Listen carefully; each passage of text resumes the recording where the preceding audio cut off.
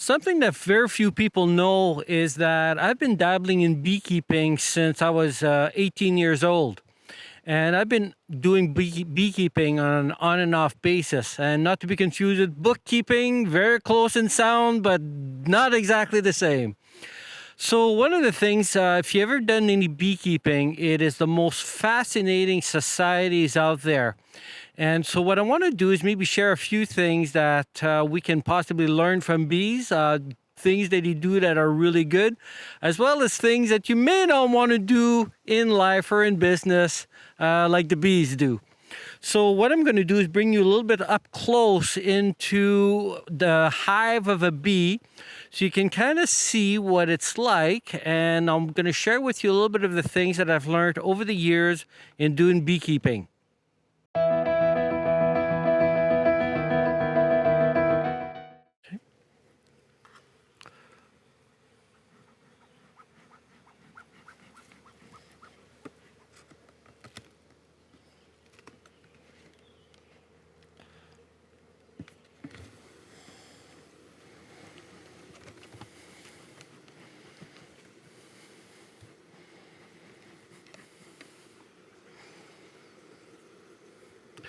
So, one of the things that's pretty fascinating with bees is how they're always working. And all summer long, when the flowers are out, they're out collecting pollen and nectar. And so the pollen is being used as food for the larvae.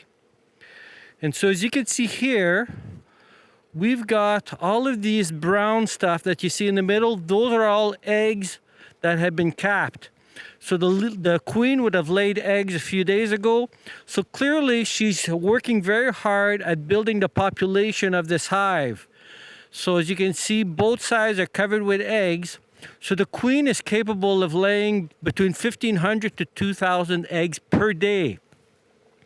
And so the whole idea for the queen is to lay eggs in order to build a population. In other words, build a strong team for the hive for it to survive. Now, they have a way of organizing themselves. So the beauty is that the first two boxes are usually full of eggs. And then eventually, when the nectar really starts rolling in and the flowers are in full bloom, then they're really foraging a lot. So that's when we're going to add the third, fourth, and fifth box. And the bees will fill those things up with honey. And the purpose of filling it all up with honey is for surviving the winter. Now, some people will say they're overdoing it, but I think that's the whole idea, is that when the time is ripe and the time is good for collecting, we should be doing so. And just as in business, I think when times are good, we need to be thinking about the days where times are not going to be so good, just as the bees know that come winter, they're going to have to spend several months without food and without anything. So they need to prepare themselves for that. So with regards to the honey collection, when there's only a few boxes here, we're probably going to find that the honey and pollen are going to be more on the side frames. So there's no honey here yet, but as you can see, what they're doing now is getting ready to put honey. So they're filling up all the holes and they're making the cells ready for the storage of honey. So they're all busy cleaning the hive, and that's the other thing that is so fascinating about bees, is that everything in the beehive is really clean. You're never going to see any dust or any dead insects or anything like that. If anything dies in the hive, they will clean it out. And so again, I think in business we need to do the same, is that we need to keep it clean.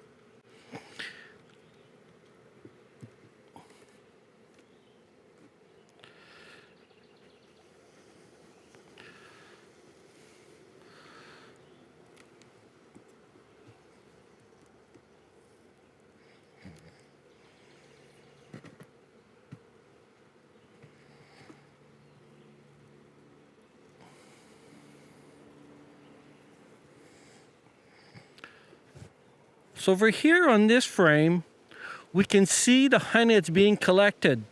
So if you were looking at it real close, you'd see in the middle here, there's some eggs that have been laid just in the last few days because they're still at the larva stage and they have not yet been capped. But on the outer rims here is honey. So basically what they've done is they've collected the honey and they've covered it with a thin layer of wax. Okay, get out. So as you can see, when I peel away that layer of wax on top, the honey pours out. And so what they're doing is they're collecting the honey again for days where it may not be so bountiful. So there's a few things again to be learned from bees. Working hard when the time is ripe, when you've got plenty of opportunity. And so you got to collect it when you can. Now over here, I just saw one, it disappeared. There's a few drones in here. So with drones, they're really big, ugly bees. They're the male species of the bees. And they actually do no work whatsoever. So a beehive will tolerate the drones for a certain amount of time, but after a while, come fall, when they know that things are going to get leaner, they're out. So it's not uncommon to go see a hive in the fall and you're going to see a whole bunch of drones on the steps of the hive because they got kicked out. So in business, and I suppose one of the things about bees, they're not very merciful. So in other words, they're just going to starve them out. So I'm not suggesting you should starve out people from your organizations. But there comes a point where you need to sort out the people who are actually producing from those who are just sucking food from your organization. So bees are very aware of that, and they will actually sort through the people or the bees that shouldn't be there for the lean times.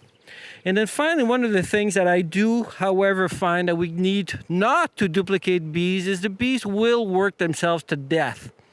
So in the summer, the life of a bee will usually not be more than a month or so, I'm being told.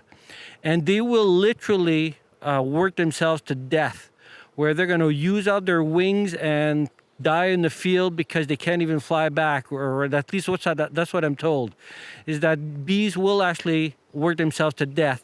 So this is something, however, that I would suggest we don't do in business or in life, that we be a little bit more cognizant about our work-life balance a little bit better than the bees might be.